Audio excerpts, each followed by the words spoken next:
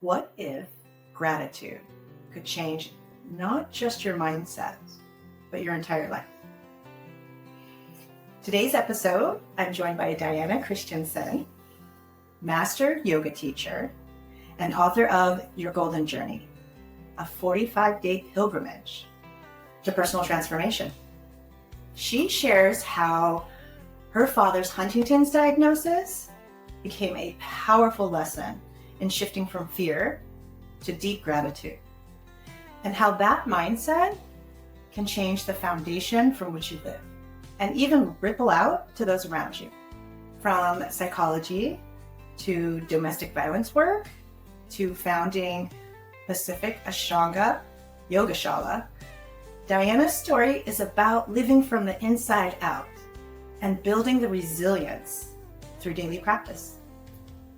So if you're in the middle of a shift, especially in midlife, and want tools to live with more intention, more clarity, and more purpose, this one's for you.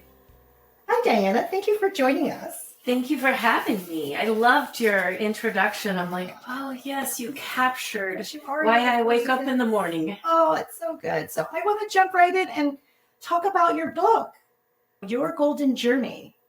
How did that come about for you? And for all of you guys watching, it's here. It's this amazing book. She does a 45-day pilgrimage to personal transformation. And I'll be honest, I haven't done all of it, but we were talking. I'm so excited. I'm going to do this once the season is over and I can recoup. It's fun when you choose a special time. And then, as you said in the introduction, you make intention around that and begin the pilgrimage. Yes. So it really came from the years of teaching yoga. I practice a very specific type of yoga, which is really more similar to martial arts than some of the Western yoga that we're used to. And this type of yoga, Ashtanga, is a lineage passed on from teacher to teacher. And my teachers are from Mysore, India. And so I made many trips to India to be blessed to then come here and pass on this lineage. And at one point, my teacher in India had said that because I said to him, I go, my students have so many questions and I like to keep the yoga room silent. It's a time for like self-reflection. It's like a moving meditation when you're actually doing your practice. And he said, Diana, it's really important that you do a weekly teaching where you answer questions or you give them some pearls of wisdom. I like that. Yeah, so many years ago, I started doing conference. We now call them Dharma Talks. And it became like a semester study at the yoga studio. And each week I got to share from my passions. So my passions, as you've stated, are psychology. I lived in Asia, so Eastern philosophy. I'm fascinated by Hinduism, but I really relate with Buddhism and just like a universal spiritual practice. And so I just started creating these teachings for my students each week that I love as much, if not more than teaching the actual yoga asana. You know, like there's this part of this for me that's every bit of my past experience and who I am today that I get to share with my students. So the book was an opportunity for me to take some of my favorite teachings and put them in a collection that would give people a way to do some intention and to give themselves an opportunity for what we call in Sanskrit, which was the Indian, is considered one of the oldest languages. In Sanskrit, we say svadhyaya. And sva means self, and adhyaya means to get close to something. So then the translation becomes to get close to yourself or self-study. And I'm personally a believer that it is so important that we are able to make time to know ourselves. As Socrates says, know thyself. I do say to my students, like if you look at my bookshelf, you'll see books on psychology and quantum physics and all these different things that I'm learning. But what's the most important thing for us to know and learn is ourselves. Agreed. So really looking for opportunities for myself and then to pass on through my teachings a way for my students to really do self-study, self-reflection. And then, as you had said, then intentional living becomes, how can I set intentions around what I know about myself? Maybe I know something I know about myself is I'm getting tired, or I'm feeling uninspired right now. I'm feeling lethargic, and I have enough self perspective that I can see that. And then I set intention. How do I become passionate again? How do I wake myself up? How do I energize myself again? So really the book was taking all of these teachings, kind of like cherry picking some of my favorite ones and putting them in a collection that would become a pilgrimage. And I really love the idea of a pilgrimage, that we set time aside for a walk, or we go to a place where we want to transform ourselves. But how many of us could just take time off work and go, I'm going to go to France and Spain and walk the Camino, or the pilgrimage in Japan. But yet I feel like we're all thirsty for like time for ourselves, for this growth. And so the pilgrimage was a way to say, you can have your own mini pilgrimage right here in your own chair, in your own garden, and do some self-reflection and set some intention for yourself. So I know, like you shared with me, you are setting some intention for yourself. And when this episode is finished, beginning the journey, and what a perfect time for you to do this daily read, daily small meditation that is going to be an opportunity for you to fill your cup. Oh, and I'm so excited because there's been such a growth over this last year for me. And this is a perfect time to sit with it and reflect on it and really ask myself, what I've learned, what maybe still I need to learn, but the things that I believe that when you sit and you have an experience, and experience is ongoing, but you stop to reflect and say, what have I learned about myself? Not about other people or the things that are exterior. Yes, this was hard, or, well, I really didn't know about this. But being able to say, what have I learned? Because I think it solidifies the experience that you have. And then you can find the gratitude in it. Even if it was really hard and grindy and you're tired and you're grumpy, finding the lesson in whatever it is that you went through makes everything worth it. Mm-hmm. And then you can have gratitude for it, even if it was hard. The gratitude is there. And I think that's the most important aspect of life, right? And it's not just, the sun's out today, but gratitude for the hard things as well. Absolutely. In the book, one of the things I ask is for you to make a commitment of sacred time for yourself. And it doesn't have to be a half an hour. It can be 5 minutes. And I start with having you do a very simple breath practice, because one of the most important things that I teach is breath, which is interesting because it's what we do naturally, but we don't do it well. The statistics show that we are breathing more towards disease rather than health, and how it can change your nervous system in seconds, faster than ingesting any pill. And so just to have people sit silently, gift yourself silence is so important. I think we don't realize how much noise is running us externally, but also internally, the noise here. Oh my gosh. It's just to say, okay, I'm just going to sit. Maybe it's 5 minutes in silence, not with your phone or with even music, or to just sit in silence and give yourself this simple breath practice, followed by gratitude. Mm. And what I have seen for myself over the years that I have committed to a practice, so we're going to talk about this today. This book is all about practices, is by having a practice where I intentionally say, thank you for being here with you today. Thank you for this opportunity to share this book. Thank you for what I'm about to eat. Thank you for, by doing it as an intentional practice, we literally shift the neural pathways and we make deeper paths to finding joy and happiness and contentment and shifting when things are difficult. The thing I share over and over again is I think I landed on this planet as a happy coconut. Like my best friends back when I was a kid and in high school saying that was sort of my chemistry. But even having said that, what I have found and learned through psychology, and there's amazing studies to back this up now, anyone can become an optimist. Mm-hmm. And like anything else, it just takes practice. Practice. And so even for myself, to at some point, I believe I was reading The Happiness Advantage by Shawn Achor. And I was so moved by all this research, and he's just so entertaining and charming in his way of presenting it. I'm like, you know what? I do this meditation, I do prayers in the morning. I'm going to add a gratitude practice. And that was probably 9 years ago. And I've done many different types of gratitude practice, meaning I love tangible ritual things. So I first started my gratitude practice with a handful of beans. And each bean was something I was grateful for. Nice. I used malas, and also I teach this to my students, is to bring your hands over your heart. Yes, I love that. And whenever we bring our hands over our heart and we touch it, it really connects us to this internal place that is sacred, that is present. And when you think about it, like if Chrissie was telling me something very sad, what would I do? Naturally, we go, oh, I'm so sorry. Right.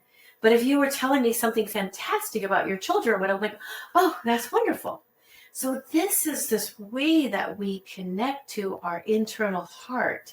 And by putting both of our hands on our hearts, after breathing and saying, I am so grateful for, I'm always grateful for my mother. I'm always grateful for my papa, and he passed. But it doesn't change that he's my dad, and I'm so grateful for him. And then I have, the ones that are like I do every day, because every day they're like ground me. And then some days I'll choose my mom, and I'll just do both handfuls of mom. Grateful she lives near me. Grateful we have this time together. Grateful that she gave me my spirituality. And all of my 10-finger gratitudes will be for my mom. And it just shifts. Like once you start doing a gratitude practice, you get creative, you get inspired. And I got this from Shawn Achor, but I kind of made it my own in that I use pinkies for something new. So there's a way of, and when Shawn talks about the research around this, he talks about the Tetris effect. This was a kind of fun research. They had these college kids playing Tetris for hours and hours. And they paid him to do this. Now they would have done it anyway, right? I guess it's Tetris, like these images come down and then So what happened after these students would play Tetris for hours, they're out driving or in the grocery store and they start just seeing the cereal box and matching it with the next cereal box or a truck drive by. And so they're really showing like how these images become burned into their brain.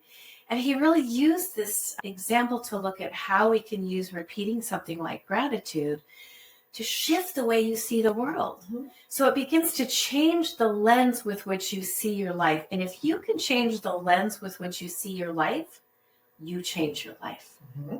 So all of a sudden, where, maybe if I could say I've really strengthened this muscle, maybe a few years ago, you're like, oh gosh, I have to do this at work today. And I really don't like this person. But instead, then you wake up, you start with, I'm so grateful I have this job. I'm grateful I get to, after I see this person, I'm going to have lunch with this person. Right. And you start to see how the Tetris effect becomes your effect and how you start to reorganize the external world. We'll talk about this later, about how you really do that from the inside. Mm-hmm. So a practice like gratitude every day by putting your hands on your heart and giving 10 gratitudes. Pinkies are something new. So the Tetris effect means I'm scanning for what's new to be grateful for today. I'm grateful to be spending time with you today. I haven't gotten to do a podcast with you before. So that's a pinky for sure. I like that. I really like that. Okay. Go through it. When you say 10 fingers, do you mean sometimes the 10 fingers can be all for one thing? But are you talking about like, okay, I'm grateful for this, and you go down your fingers? Yes. So it's like at least 10 things a day that you're grateful for.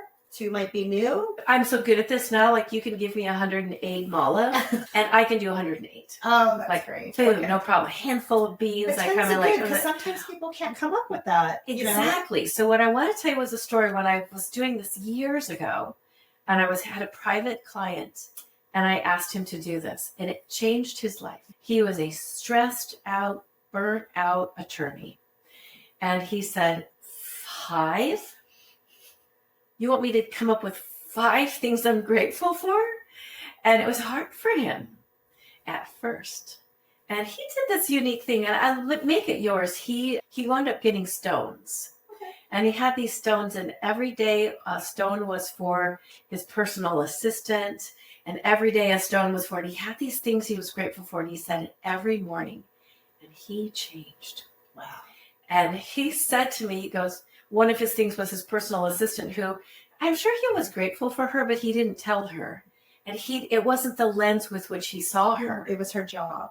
It was her job. So all of a sudden, saying thank you for her every day, this energy starts to shift, and he starts to treat her different. He starts to say different things.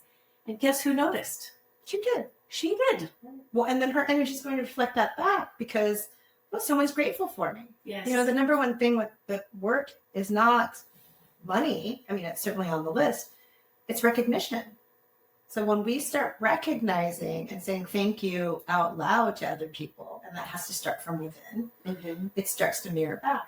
Yes. And That's the ripple effect I'm talking that is a about. ripple effect, and that's in the happiness advantage as part of the ripple effect. And it actually works on your own body's chemistry, the dopamine and that feeling good, being grateful. But it has that, like you said, that mirror. It returns back when someone is feeling that gratitude from you. And it grows. Like he started with 3, got to 5, and I haven't talked to him for a little while, but I'd be curious to see where he's at now with how many stones. So yeah, but just to do one hand, 5 gratitudes is a great place to begin. And if one day you're like, these 5 are perfect, and another day you're like, oh no, I've got more, go for the second hand. We need to add it to the buckets. Yes. So let me ask you, why 45 days? Why did you choose 45 days versus you see a lot of 30-day challenges out there, or obviously like a 52-week would be a huge commitment. So how did you come up with 45 days as a nice baseline for your book? I usually do a 30-day challenge, and I always feel like that can really break loose something and create shifts of energy. And I had a very powerful experience with someone I loved and their passing. And so that number, that time frame became very important to me. And so it was really like 45 was a sacred number to me. Okay. And I knew that I wanted to do this time around more than 30, but not like, I literally remember when I was writing the book, it's a pilgrimage. So some people walk the Camino de Santiago for 2 months, and some people walk it for a month. And so I actually went back and forth on it a little bit, but I wound up settling on a number that was sacred to me. Well, and you know that 45 is a 9, so it's completion. Exactly. So that's, it's the completion. Your transformation is complete after that 45 days energetically. Yeah. So I wondered if you had tied that into your thought process. I hadn't, but I love that you did. That's the first thing I thought of was, I like that number. I'm going to ask her about that number because I'm fascinated with numbers. I think that's where the matrix comes from. So I see numbers everywhere. So Your Tetris. I have my own Tetris. So Yes. yeah, just numbers don't lie. So it's interesting because even the intention behind numbers, sometimes they end up being what it is without you even knowing it. So to be aware of it is like, it completes it for me. I always wonder if people are aware of how the numbers influence or give a certain intention or energy to whatever you're putting a number to. So. Yes, I really like that. And I do think, again, it's part of Svadhyaya. There's this idea, and I'll say it in Sanskrit again, is sankalpa. I love language and how we translate it, and it really brings the meaning to the surface. But sankalpa is intention to set, but it's more than just, I'm going to make an intention to lose 5 pounds.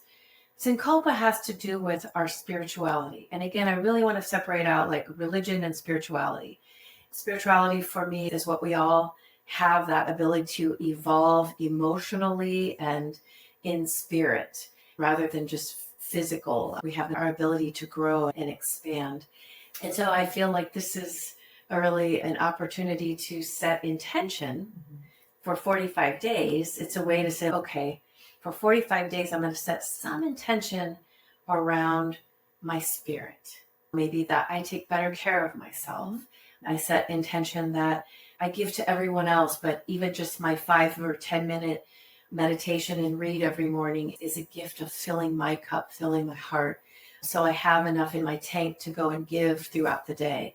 But I feel like intention is so important that we have that we're looking and moving towards it. I think so often we get in that, like the daily autopilot. Remember that little, not everyone watching this is old enough, but there was a commercial on television many years ago for a battery. And it had this little bunny. They would put the battery in and it would go like this, Energizer bunny, you know? And I think some of us, like this image, this commercial's burned in our mind, that the alarm goes off, you wake up and the coffee's being made and you're like, bing, bing, bing, bing, bing, bing, bing. And it's such a way to like pause and give ourselves an opportunity to be intentional. How am I sipping? Very Thich Nhat Hanh, Vietnamese monk, like, how am I drinking my coffee this morning? What are the thoughts while I'm brushing my teeth, you know? So we set intention. We really give ourselves an opportunity sometimes to just notice this and get ourselves out of that autopilot. Yeah, it's being aware of it. Yeah. Like, oh, wow, I constantly, while I'm brushing my teeth, I drift off over here. I'm already, what's next? At 10 o'clock, even though it's 6:30 in the morning. How do I reel it back in and just brush my teeth? Yes. Or be grateful that I woke up. Like, it's slowing down just enough and awareness can kick in. It's a pause. That's what I call that. It's a pause. Just pause for it. So there's a quote in here by Viktor Frankl. And rather than reading it, I'm just going to speak it. And I might be slightly off. But it's a mantra, so I've kind of owned it. He said, somewhere between stimulus and response, there's a space. And in that space is our power to choose. And in our choice lies our growth and our freedom. And when I say this, I actually teach it at my school. I say, this isn't just a quote, it's a teaching. And there are 3 parts to it. Somewhere between stimulus and response, there's a space. But stimulus and response is life happening and you responding. But it's not just life out there happening and you responding. Sometimes it's life happening here and us responding. You know, or us just making up stuff, responding. So there's this response. And he says there's a space. I think you enjoyed this one, space training. So we create the space, as Viktor Frankl says, well, we create the space between something, life is happening, and I'm always responding. And now I start to create this space. Oh, wait, pause. Because you just use the word. Pause. And now I say something brilliant. And now I think something kind. And now I choose a path, as Viktor Frankl says, I choose. So the second part of this teaching is now there's a pause and I get to choose. You get to own it. Yeah, the external world's just not living me. I'm living my life from the inside out because all of a sudden I'm like, oh, someone just cut me off. I'm just about to flip them off or be like, you know, you're like, idiots. But instead I pause, I'm like, I've done that. I do that. Must be having a bad day. Yes. Must be in a hurry to get wherever. I hope everything's okay in his life. Yes. He's driving crazy. Yes. There's an opportunity to reframe it. And it happens in an instant because you're not on autopilot. It isn't just this reaction, voice coming out. You know, most of that comes from projection or defensiveness. And those aren't real. Right? That's not what the reality is. We don't know what the reality is. But we can choose kindness. We can choose compassion.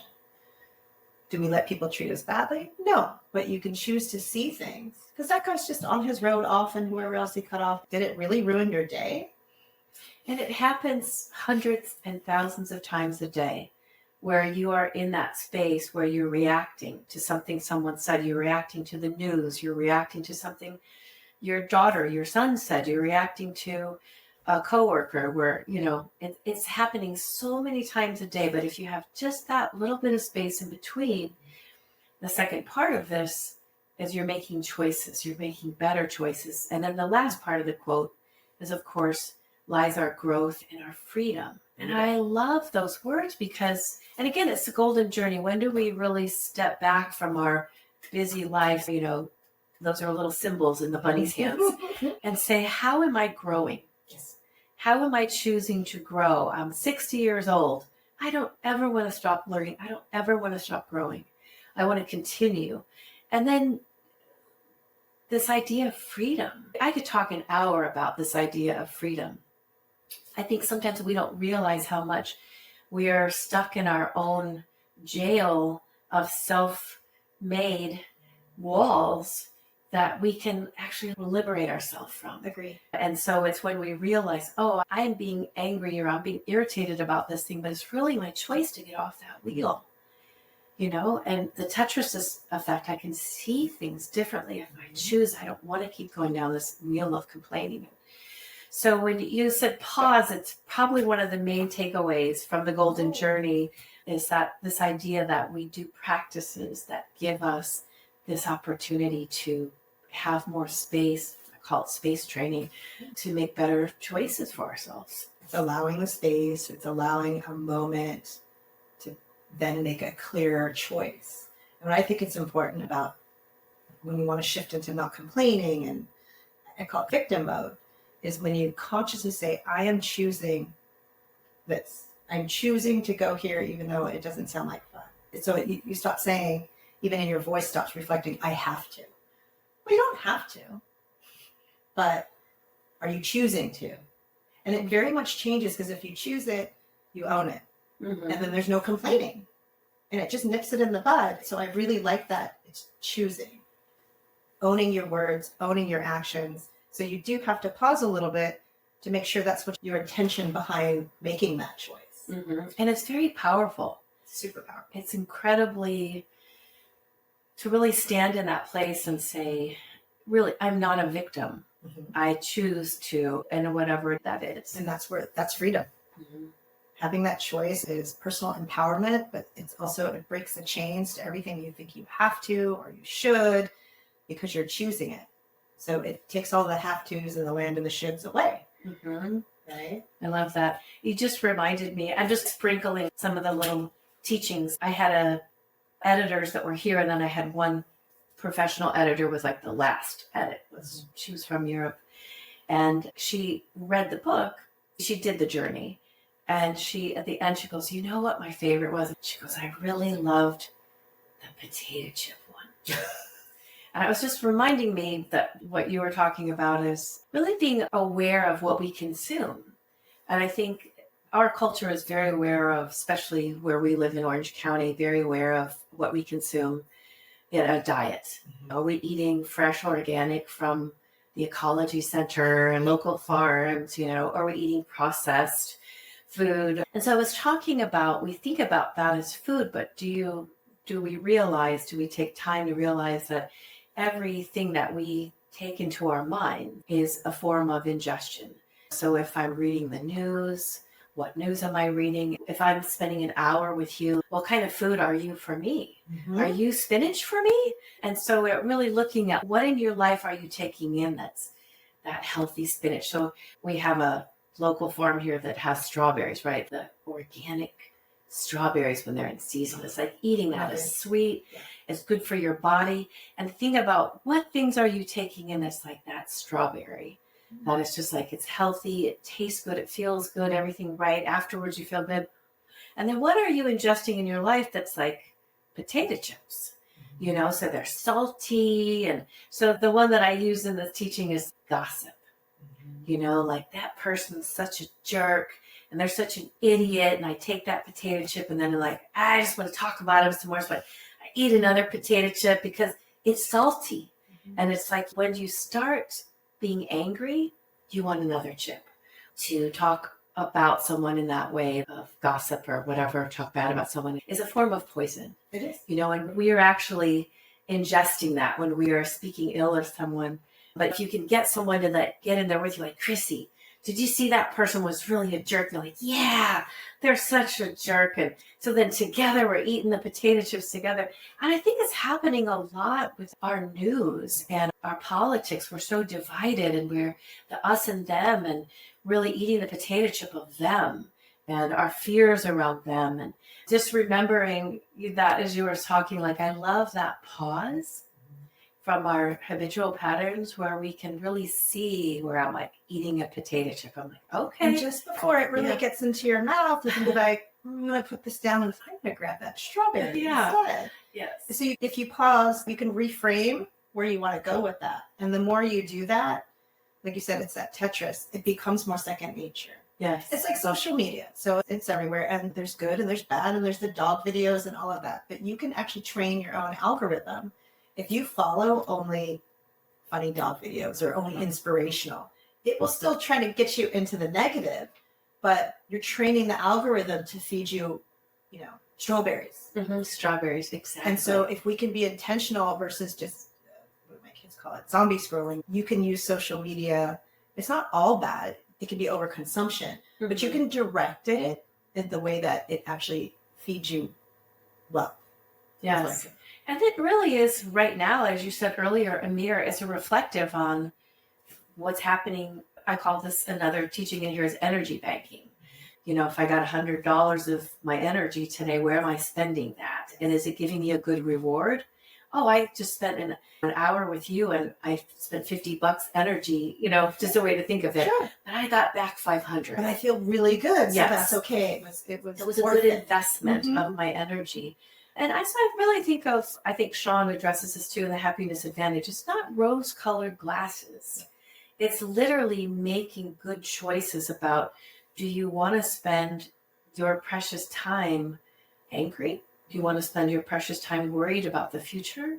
And I think we can hold space for things we're passionate about and also be the one that elevates the light. I was just sharing that with actually this week's teaching. I was in Seattle to see one of my friends stage a ballet, and one of the directors was asked a question. And they said, how do you inspire your dancers before they go on stage? And he said, I look for the light in my dancer and I try to elevate that light.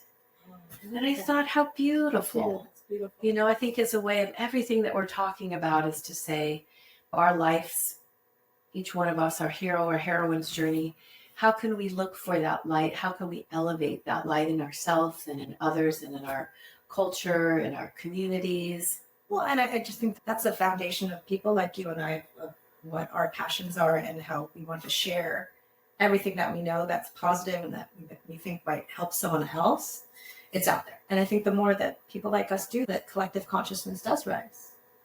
I think that's the biggest difference between Your Golden Journey, the book. It differs from other self-help or mindfulness books because this becomes transformative because it's all based in action. Yes. Not just theory reading. You make your readers responsible by a call to action. Yes. It's the action part. That's what I felt like was the biggest difference. Yes. And I'm glad you said that because that has been a theme for me as a teacher. It's an honor to be a teacher in any way. And I always love to translate that word as well. In Sanskrit, it's guru.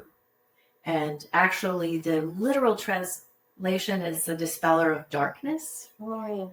And so if you translate that, it's something or someone that brings light to your path is a teacher or is a teaching.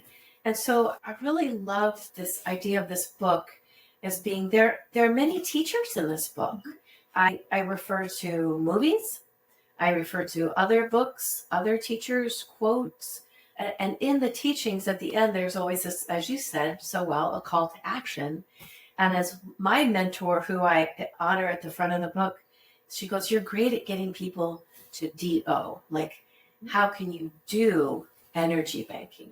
I think that's the biggest searching or things that people have a hard time with. They can get to the point where they're aware, they're becoming more aware. And I get this all the time. Well, Chrissie, how do I do that? How do I get to the place you're at where things don't bother you and, you've retrained your brain to, oh, that's not mine. I go a different way.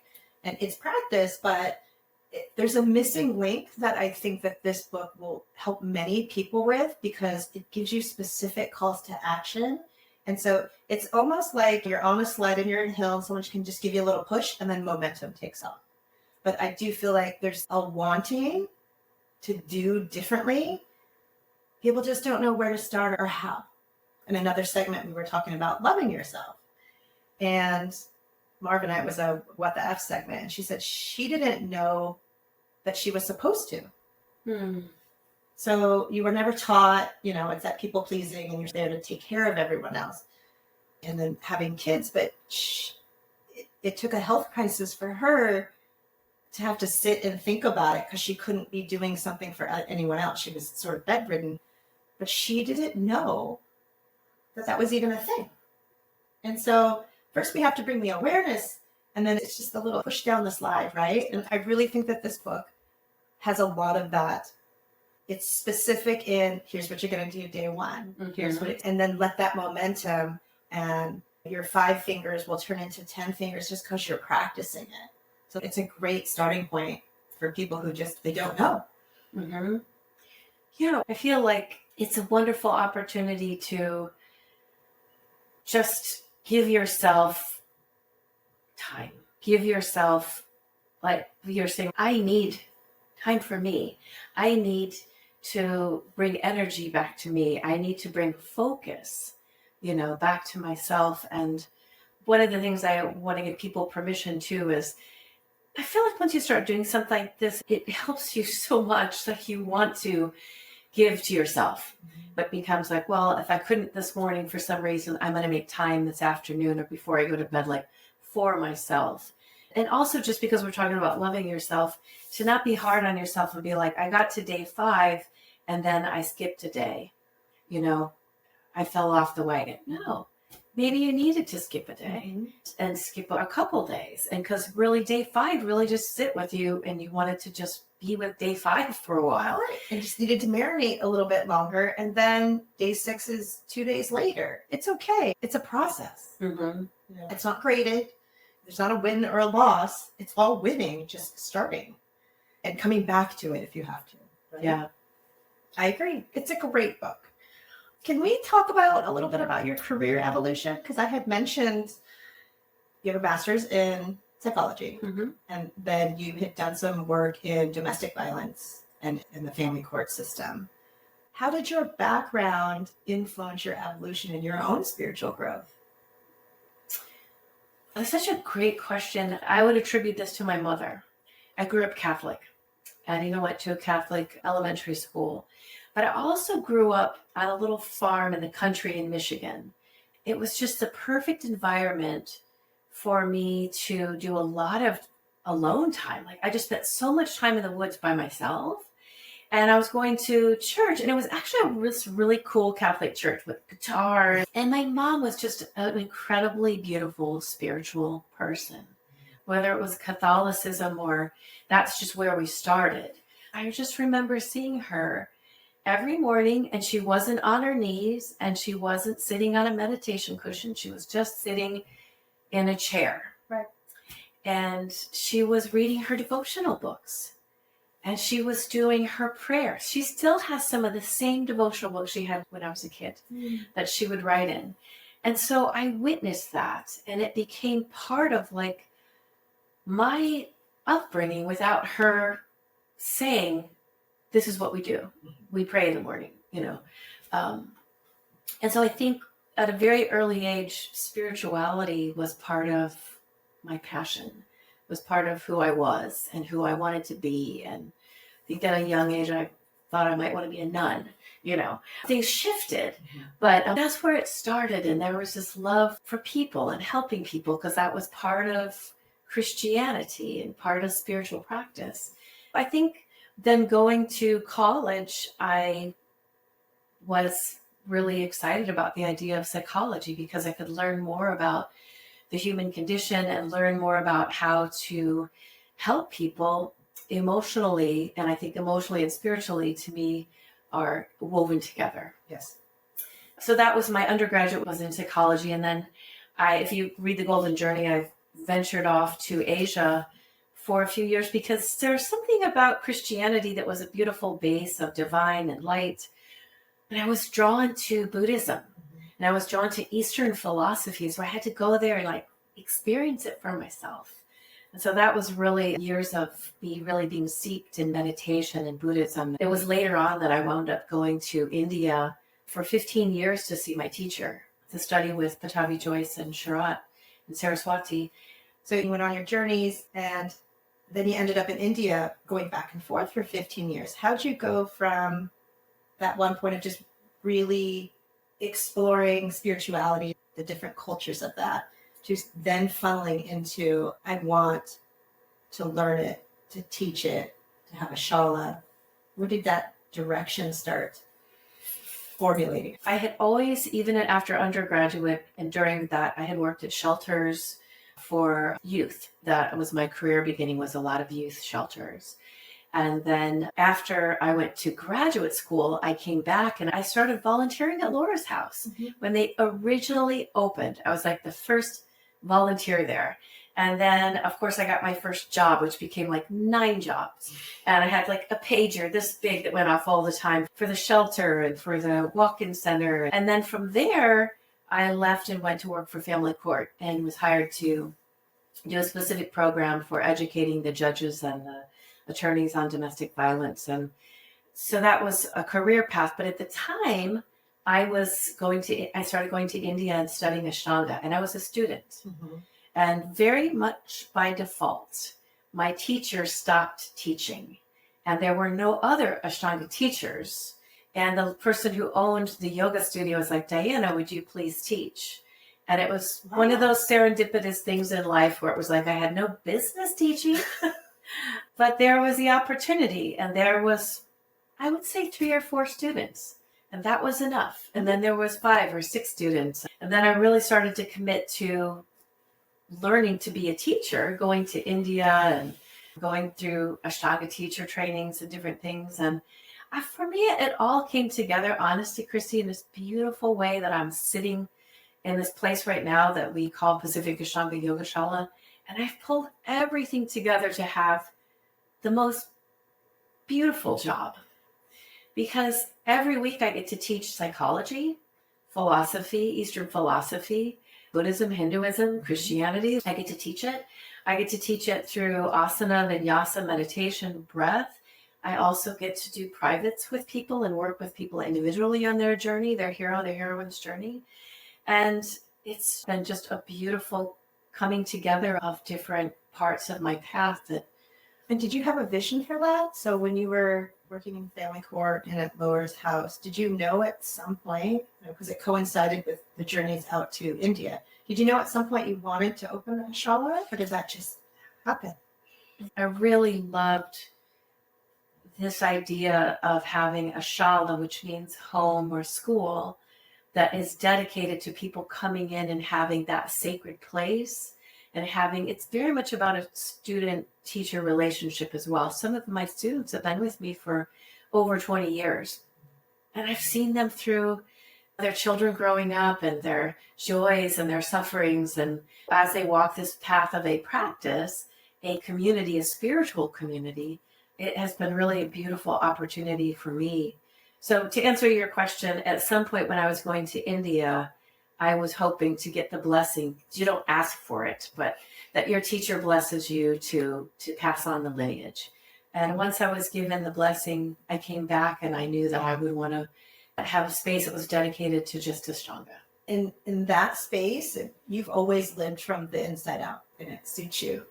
Is that what the Shala holds for everyone else, as far as the passing along the teachings? If anyone's ever gone to different Ashtanga studios and maybe they come to the Shala, they always say, Diana, it's so loving here. I feel so accepted. I'm like, yes, that is my piece of this that was given to me. Because parampara means the passing of the light, kind of like in a relay. I have the baton and I pass it to you, and then you pass it to your daughter and she passes it to her friend. And so it's this idea that it was given to me and I pass it on. And as well with Ashtanga, we really believe that what you do in that practice should affect, if it's a 2-hour practice, it should affect the other 22 hours of your life. Mm-hmm. And so in a way, what we give to you in your practice, you take into your workplace, mm-hmm. how you drive on the California freeways, all of those things. Did I answer your question? You did. In our world that it consistently demands all of this external validation, how do people begin to reconnect with their internal voice? If they don't have access, you could go to the Shala, which would be great, but when they're starting on their own personal journey and they're not yet to that point. Right. I'm so glad you said that, because this podcast is not about recruiting people for Ashtanga. No. But so thank you for saying that. It's really about that this is for all of us. Like these are universal teachings. It's something within all of us. Like, it's our hero's journey. It's so universal. So what you and I are talking about is for everyone to find that practice that is for you, to find that time, that quiet time that is for you. But I did want to touch base on this idea of living from the inside out. Yes. I think it is a universal spiritual teaching that was definitely a teaching of yoga. And yoga, I always tell people, listen, this is thousands of years old. It is tried and true. This isn't something I made up. I don't take credit for it in that way. But one of the beautiful things that we practice every time we do yoga is to live our life from the inside out. That is the training of the yogi. And we have a way of languaging around ourselves that helps us understand that, which is the kosha. So the outermost kosha that is you is your body. I see you, there you are. The next kosha, the layer of you, is your energy. I feel your energy. And then the next layer of who you are is your mind. You've studied body. You've studied psychology. You've studied this information. You know what it means to be a parent. You understand these things. This is your knowledge. And then the next layer of you, I really love this layer. Body, energy, mind, Vijnanamaya Kosha. And Vijnanamaya Kosha translates to something like your intellect or your internal wisdom. Your wisdom is different from your knowledge. Yes. So I always call it your internal yes, your internal knowing. And then right at the very center is the Atman, which is your soul. And so the yogi is taught to come into their practice and clean these, we call them sheaths, these layers of who you are. And when they're dirty, when they're soiled, when I eat too many potato chips, my body's dirty. It's dull. And when my energy is low because I'm not taking care of myself energetically, it's dirty. And when my mind is being filled with too much news and not enough strawberry information, so you get what I'm saying. We believe that Atman is light, is divine. Every one of us has that, it's light. And so when I am taking care of my layers, my light shines through the lampshades. The innermost me is living from the inside and shining out through these layers. And so the yogi is cleaning up the wisdom. The energy is cleaning up the body from its poisons. I use my hands a lot when I teach. I'm like, so life is happening. And it's like, oh, I'm so happy now. Everyone's coming to my classes and they're smiling when I'm teaching. Yay. Life is so good. Oh, no one showed up today. 2 people. Oh, and someone complained about the Shala. Oh, life sucks. Oh, I read the news and something good really happened. Okay, we have optimism. There's hope for our future. Oh my gosh, I just heard about, the wars that continue or whatever. And it's like this, I know, right? It's even more like this. Life is pulling you. Life is pulling you here. No, be happy. Oh no, this is really bad. But as we learn more and more to strengthen and to live from the inside, then we take this through these sheaths, and I see the news and I say, okay, I see that. That is real. But I am going to choose to be optimistic today because of this. I have times, I'm a business too, right? So there'll be times when there's a few people in the room and I'm walking around adjusting them, and I have this practice I do. If I see myself going down the potato chip fear, like, oh, uh-oh, then I start to, as I touch each person, I'm like, thank you for Chrissie. Thank you for joy. I'm just so glad to be here today. And I have these people and I make a difference in their life. And all of a sudden my energy starts to come back. Yes. I am doing that from the inside. And as I do that, it affects the outside. And so that is this idea of living from the inside out. And there's a lot of good books in here, but Happiness Advantage is a very good book to read. He's a Harvard professor, and he has all this great research to back this stuff up. And one of them, he talks about this idea that 10%, now really sit with this, 10% of our long-term happiness has to do with external circumstances. So the other 90% of our long-term happiness, 90% has to do with how we perceive. Absolutely. So that is living from the inside out. So that means that externally, I might have this job. Externally, I'm going through a divorce, but internally, my long-term happiness really is determined by how I see the divorce. It's how I see the pieces of the path I'm walking. It's the internal perspective on the job that I do and how I do it and what I get from it. So like everything else we're saying, practice. My teacher in India was so great. On Sundays, we'd ask him questions. And his English was not great. But what he said would really listen to every word, because he made everything very simple. And so people would ask him a question, Guruji, what should I, da-da-da-da-da? And he would say, you must taking practice. Practice, practice, practice. And then someone would ask him the next question. Oh, Guruji, but what do you think about? And then a completely different question. You say, this, you must practice. 99% practice, 1% theory. Sure. And I'd be like, dang it, next person's going to ask him a question. He's going to tell him to practice. And he would. And I laughed because you know what? Every single time he answered, it was perfect. Mm-hmm. It was really about the power of practicing. When I think about this book, it's about what do you choose to practice? Mm-hmm. And really coming back to having enough pause to realize what it is you're practicing and having that power to choose in that time.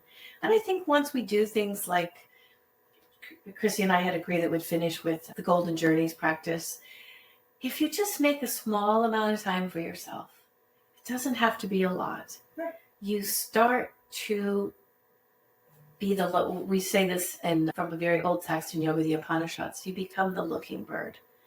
And you're really able to, rather than just always being in it, being of it and being able to see and look down and realize if you're the insatiable mango eating bird, or if you have this perspective and you can make better choices. Yeah, it's the separation that makes the big difference. Because when you're in it, you're in the eye of your own hurricane. Mm-hmm. Right? And so everything's spinning around. It's very chaotic, but you seem still. And you're just kind of grasping whatever you can grasp onto in that spinning. Or you can bring yourself completely out of it and it's that observing your own life. Yeah. Without having the emotional attachment or the reaction. When you observe and this is just what it is, then you can make choices based on real information that you've taken projection or your emotional reaction out of it. Mm-hmm. And you make much more self-nurturing choices because you can stop and say, is this good for me? Mm-hmm. Is this self-love? Is this nurturing? What am I going to get from complaining about it? Or what am I going to get from looking at it from what did I learn? I think over here, I'll get more out of it. So as you practice that, and the studies show it takes 21 days to form a habit, mm-hmm. every day, all day. And it only takes 3 days to break the habit. So if you do get off 3 days, you kind of have to start over, but you're starting over from a little bit of a higher advantage. And then you just keep it 21 days and you can change your patterning. You change your neural pathways to go a different direction with information and what you're perceiving, whether it's smell, eyes, hearing. 21 days, it will take a different path through your brain and change. The amygdala is where we hold emotion. It changes the response. Mm-hmm. Absolutely. So powerful. Sometimes people have said that I have maybe had an easy life because I'm a happy coconut for the most part. But my mom and my dearest friends would say, oh, I've had my challenges. And I think that it is in the practices I've shared today and practices that we are disciplined enough to see where we need to make shifts. I think a lot of times people, myself, we can get into complaining and not even realize that we are a complainer, or at least in one arena of my life, I'm good in I'm such a complainer over here. But I think when we have that svadhyaya, that self-study, that self-reflection, it really does wind up shifting how we are. And in the times in my life when I have felt like I have been really challenged the most, he had mentioned earlier about my father's diagnosis with Huntington's disease. I also mentioned in the book my fiance, who I married a week before he passed, in his passing with brain cancer. Different things I'd say are bigger things in life, or a car accident in India, or just things that would be like, I didn't raise my hand for this. I didn't say, please teach me something through my body being in a car wreck. And we all know that, like the times we're like, I didn't raise my hand for this. And yet all these practices we're talking about can be the very things that help us navigate our way through our hero's journey, our heroine's journey. I consider myself a spiritual person. Because I'm a spiritual person does not mean I was given an easy life. Oh, no. Nobody was. Typically, the people that become the most transcending, the most able to practice their spirituality are usually, you might not be able to tell by interacting with them, but the lessons that they have learned have all been through trials and tribulations and loss and grief. And practicing what you're going to do with that. How are you going to take that and move forward into the rest of your life? Yeah. And that's the hero's journey. That's, Joseph Campbell calls that the separation. That's the tornado, right? And then all of this, Dorothy meeting the characters and changing, Dorothy becoming a different person as she comes back to her community is the hero's journey. And Marv saying she didn't sign up for a health issue, but it changed her life.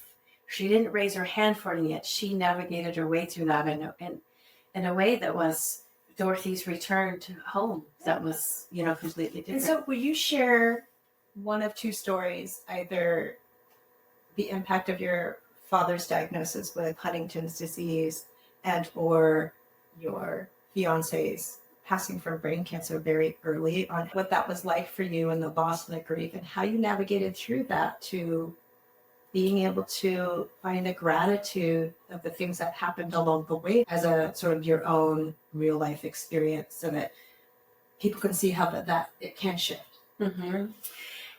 Since Richard's passing, Richard was I just refer to him as my husband. A week before he passed, we did a little Buddha ceremony. But it was a few years after that, although my father and Richard were in the same hospital at the same time. I'll never forget, you have to think nothing happens without a reason or by some energy. I remember it was a mission hospital where there was a bridge in between the two buildings. And I would run at night between Richard and my dad. Oh. And so they had been going through something at the same time, but Richard passed first. And it was 48 days that he was diagnosed with cancer and that he actually passed. And so the time we were together and the time of his passing was incredibly powerful. And I always tell people it was this combination of something that's so beautiful to walk someone through their last breath, but messy. It's hard, it's messy, and it's beautiful, and it's all mixed together. And then a few years later, when my father was passing, I really felt like I was able to walk my mom through things that I had experienced and be a support to her it was for me as well, losing my father, but able to be a support to her. And really since then, it's something that I have felt is one of the gifts I can give other people who are walking someone through death. I can give that gift to someone who's lost someone they loved, is to really understand the beautiful, messy, and the emotions that come with that process. And I think all of the things that I teach or that I've learned in my yoga, all those things, it really in the time, it just helped me be so present with both my father and with Richard. One of my favorite quotes is by Mary Oliver, and Richard loved this quote too. It's, "Tell me what you plan to do with your one wild, precious life." It's the end of one of her poems. And I think Richard was 44 when he passed. He was young, he was vibrant, he was healthy. Everyone that knew him it was so unexpected. And then it happened so quickly. But I really found the meaning in our love. And I really found the meaning in the honor of taking a last breath with somebody, and the love that lives past their body. When you have, spiritually, we're so connected, to have that. It's, like I said, it's hard, and it's something we never raise our hand for in one way. And yet I love John O'Donohue, who was a Catholic priest who has since passed, but he writes about death and the beauty of death. And I think our culture is so afraid of death. And we don't want to talk about it because of the messy or the scary or the unknown. But I'm a believer. I feel like I've always been, especially since losing Richard and my father and being so close to them in that journey, is to not be afraid of it. And I think in that, walking them through it, literally taking that last breath with both of them. And on the other side, where the body it's permanent, the body's gone then forever. It's like that, really that feeling of impermanence, the power of that powerful teaching of impermanence. For me, on the other side of that is Mary Oliver's quote. It's like, when you realize we're here for a very short amount of time, and we don't even know how long we're here for. We think we're going to be that person that lives to be in their 80s or whatever, but we don't know. Right. And it really changes how I want to show up and live today, which is everything we talked about. Then all of a sudden I want to live and I don't want to eat another potato chip and complain. Right. Time is precious. Time is precious. I don't want to waste my time on those potato chips. And I think about that when I taught a workshop for a while called One Precious Life after Richard died. And I really tried to work with people on the teachings of impermanence. And I asked everyone to sit and think of 3 people they love. Really visualize those 3 people and hold them. And then choose one of them. Choose that one person and really think that person, you love them so much. And then think, one of the 2 of you will die first. Mm-hmm. And just hold that. Either you will walk them through death or they will watch you die. And I don't mean that to be morbid or depressing, but instead to go to Mary Oliver and say, how will you love them today? When you stop and think, I might not have you tomorrow. Mm-hmm. It's beautiful. It's not scary. It's beautiful. How will I love you today? And it changes how we show up in love. One of the things I have said after Richard's passing, I said, every year I make a promise to myself, Sankalpa, that I want to be the best lover of life and people. And I always get choked up when I say this because it is a Vijnanamaya kosha. It is in the deepest part of me that I make that promise and I say, I want to wake up and be the best lover of people and of life today. So that means I'm going to love my dog as best I can. Today. And I'm going to love the ocean and the house I live in and the trees that were, serving me and cleaning my air. And I'm going to love the person at the coffee shop who's making me a coffee. And it winds up being a way of showing up for every aspect of your life. You say, I want to be the best lover of life and people. And it really comes back to, too, like the simple 5-minute meditation that you could do every day to just say, like, how do I do that? Mm-hmm. I do that with gratitude. I do that with pause. I do that with intention. Well, and a lot of what I'm hearing, Diana, is that going through what is going to be the eventual loss is not choosing to live in the fear when that loss happens, but choosing to live in the present with what you have now. That's what makes it beautiful and messy. Mm-hmm. But they're not gone yet. And, your dad might have lost his license, but gosh, before you could even grieve for it, he turned around and had a plan. I'm going to ride my bike and I'm going to do this. So be sitting in the space of love in the present. The present moment is all we have. Because no matter how time passes, you're right here. Mm-hmm. And so we're the fears of loss and death. And I've experienced my own very early unexpected personal loss when my son died at 6 months, right? This is all you have. And so why spend your time worrying about when it's going to happen, if it's going to happen, how it's going to happen, and choose to live your daily life, loving yourself, loving others, nurturing your body through good food, and do all the things right now, because there isn't a tomorrow. The future never comes. Mm-hmm. And so your point of being able to be with someone and love them fully, I think really comes from being truly present. Even this book, what it's teaching, the Golden Journey is teaching you to be present. And it can start with the 5 minutes of intentional practice. But what begins to happen is you stay present a little bit more throughout your day, and then a little bit more. Yes. And then it becomes you're present all the time. And it doesn't matter what's going on. I know the politics and there's so much hatred out there if we open that door. Those doors don't open for me anymore. I know what's going on, but I choose to live in love. And I can't take an opinion side because all I see is I see it as humanity as a whole. Mm-hmm. And so if we live with that intention that we're bringing to the world our love, unconditional love, it has to make a difference in the present. And therefore will ripple into whatever future there is. But I can't look at that. We don't know what's to come. Mm-hmm. Right? So I don't know. It's not only the book, the way you practice life, how you've been able to practice what you preach, living your life very intentional every day.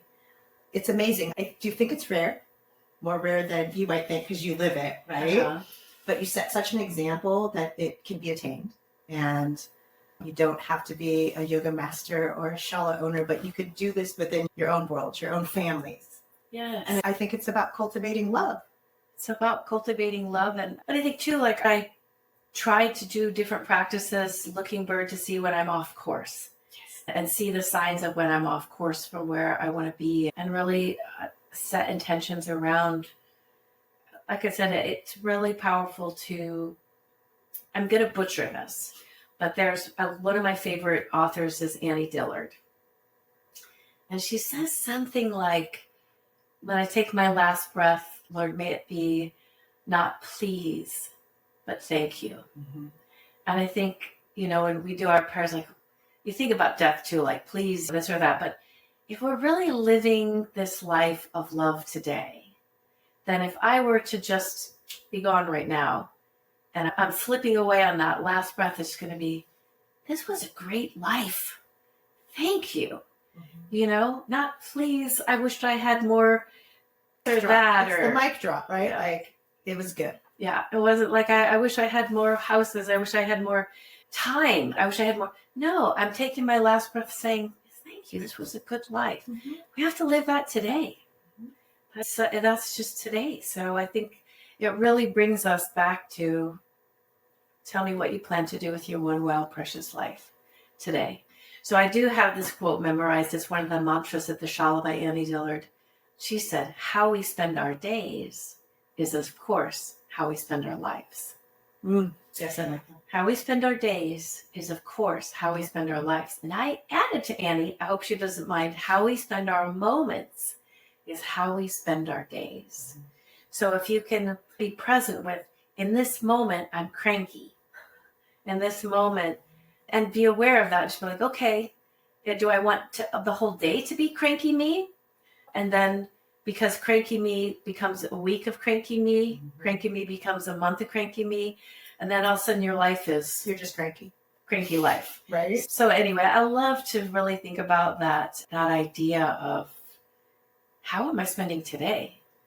Well, can I ask you a question about this? This goes back to a little bit of grief, but how do you hold a space for grief when we've got those pockets of needing to grieve? Or I found out the hard way that you can't just shut it off because it'll come bubbling over in another aspect. Yeah, please don't shut it off. But how do you hold space for that grief to sit with so that it can come up and that you can have those loving moments from the grief that you're feeling from the loss of love and still have the gratitude? I just want to use one example that I already told you and you started to share because I think it's a good just example of it happened to me example. So my father we found out he had Huntington's disease later in life, and the symptoms started to become more and more changing his body and changing what he could or what he couldn't do. And he always said the most important thing to him was that he could still be independent, he could drive. And so I remember my mom and I took him to a doctor's appointment, and the neurologist said, you have to stop driving. And he was going to lose his license. And we went to another doctor. My dad's hope, I knew what my dad's hope was, that this doctor would tell him he could drive. Mm-hmm. But instead, the doctor said, Howard, you cannot drive any longer because you could hurt yourself, but you could hurt another person. Your skills aren't that. And I'll never forget, my mom and my dad and I walked outside onto the sidewalk, and I knew how devastated he was. I just knew how much I loved him. It just broke my heart, literally broke my heart. And I got it, like mom and dad drove home, and I was driving home. And you know those moments where you're so heartbroken? There was nobody I wanted to call. There was no one to talk to about it. I was worried about my dad. But he was my hero. It was like, just really, it was grief. A different kind of, but it was this grief of loss for him. Sometimes someone else's grief is worse than yours. Yes. And so I cried and I cried all the way home. And at some point, all that gratitude practice and all that love practice like automatically kicked in without me even trying. I wasn't trying to change the fact that I was sad and worried. But all of a sudden, I still cry when I think about it. This overwhelming feeling of how much I just love him. It's just like, it was like a waterfall of love. And I just started thinking of love and him and us. And I got home, I poured myself a glass of wine, and I opened this chest he had made me that was filled with pictures.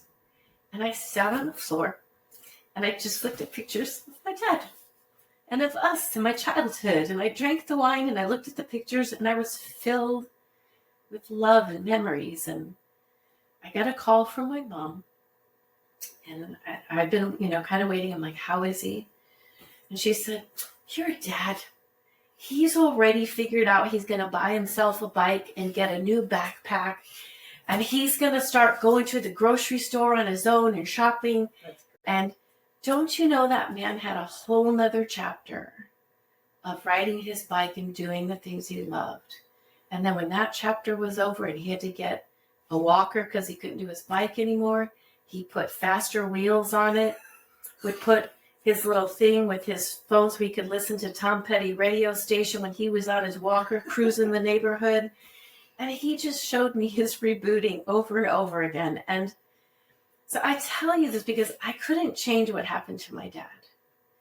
But naturally, I think because my neural pathways were strong to love, I went right to love. And he did his own thing. Mm-hmm. And he rebooted, which has always been that message for me. But I guess my answer to you was when you do the work of the practice and you really commit yourself to it, it's available for you when you need it. And you still cry and you still can be angry about something that you didn't raise your hand for. And like your friend Marv, but you find your way through it in a way it's growth, it's expansion, or it might even be beautiful. Well, you can still find the grace and the gratitude in the moments, right? As a whole, you can be gratitude also, but in the mixture of the grief and the worry, because you've trained yourself and the neural pathways are there, your body automatically goes to love. Mm-hmm. It does, I promise you. So Chrissie and I decided we'd like to do an invitation to all of you listeners out there. Thank you for making the time for yourself, because this is for you. This is all about you. And Chrissie and I want to give you the gift of filling your cup. And so we'd like to invite you to go on a pilgrimage with us. Mm-hmm. And what you could do is just like my mom, it can just be some chair in your living room. It doesn't have to be, a meditation room, but that becomes your sacred space. And maybe you even tell your family. Remember, I learned from my mom because I watched her and I knew she was doing something. I knew not to disturb her. I think it's really important to teach our partners and our children and even our dogs, right? Like that we're having a moment. This is our time. It's a beautiful thing. And so maybe you light a candle, maybe you have a cup of coffee, maybe there's a flower or a picture, whatever it means that I'm starting my time. And this is my time for myself. I would like to invite you to put your hands over your heart and to take 10 long breaths through your nose with your mouth closed. And then after you take your 10 breaths, you're going to do either a hand of gratitude or 2 hands of gratitude. It can be your mom, your dad, your daughter, your dog, your home, your work, your shoes, the food you're going to eat today, but always your pinky is something new. And when you finish that, to just sit in just a moment of silence and listening. We rarely gift ourselves that. And either that is your practice and you are complete, or you could read from Your Golden Journey, or you could buy Sean Akers' book, The Happiness Advantage, or some book someone else recommended to you, or a journal, and afterwards do something that is giving to yourself and your svadhyaya, your self-study in some way. And again, you could just stop at your breath and your gratitude in a moment of silence and you're finished. Or you could continue with a little feeding, a little of this entering. So if you don't mind, Chrissy and I would just like to do 10 breaths with you and just a moment for 5 gratitudes, and then I'll let Chrissy close our session. Okay. So I like to do the breath with you because I am a breath teacher, and I think there is something about how we do it. And I want to say ayama means we're going to all live longer and more healthy if you can stretch your breath out long. So it's not a shallow breath, it's not a short breath. And you can remember not to breathe through your mouth, but to breathe only through your nose. It's a beautiful way to meditate. So hands over your heart and just breathe with us. Inhale. And exhale down your spine. Inhale up. Exhale down. See if you can inhale to the top of the head. Exhale down, base of the spine. Inhale. Exhale. Each time you think of someone, something, say thank you. True, powerful words. I'm so blessed, so lucky. Thank you. And I'm so thankful for this opportunity to reach out and share with each one of you. I'm so grateful for this amazing woman next to me, this opportunity to be interviewed by her, to be on her podcast. Chrissy, thank you so much. Lucky me. Lucky everyone. That was wonderful, Diana. Thank you for coming. I have one last question for you. Who are you now? And how has this journey, both yours and those that you guide, how has that shaped the woman that you are today? Who am I now? I am the same person I was as a little girl walking through the forest in some ways, you know? The same person that thought she might want to be a nun, but now I'm a yoga teacher. And yet I'm excited about changing. Mm-hmm. So I am who I've always been, the soul in this lifetime. And I'm excited to continue to change. And I really feel that on this lifetime I have been gifted to be a servant. Mark Nico says, I wake up every morning and make God visible. And I love that, or being the Dalai Lama in disguise, you know. And then I also love this quote that says, every day I want to make a difference in the world and have a hell of a good time. Joy is one of the attributes of being on a spiritual path. And I want to always be doing what I love for myself and for others, and with joy. I love that. That is you. Diana is joy and love and gratitude emitting out from this fire soul all the time. You can feel it when she walks into a room. My dogs felt it when she came into the house. They basically made her sit down. Oh, I've never seen that before. Cool. So, you know, your energy it is love. You are doing God's work by just being you. And so we thank you for that. And to our audience, thank you for joining us today for this heart-opening conversation with Diana Christinson.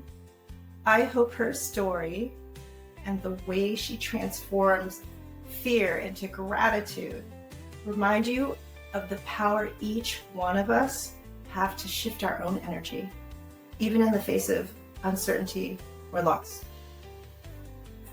If you're curious to deepen your own journey, I highly recommend her book. I know she's not here to sell it, but after our conversation today, I'm even more excited to do it. I'm just going to make sure that I schedule out my 5 or 20 or however many minutes a day so that I can complete it. And I'm really excited. Maybe we'll do a follow-up, or I'll do a solo follow-up for any of those who decide to go on this journey, and we can see the transformations, we can share them. I think that would be amazing. And if this episode spoke to you, I invite you to subscribe at whoareyounow.substack.com. That's where I share reflections and early access to that own little private community. So our shift has ended for today, but your journey back to yourself continues. Yeah, that's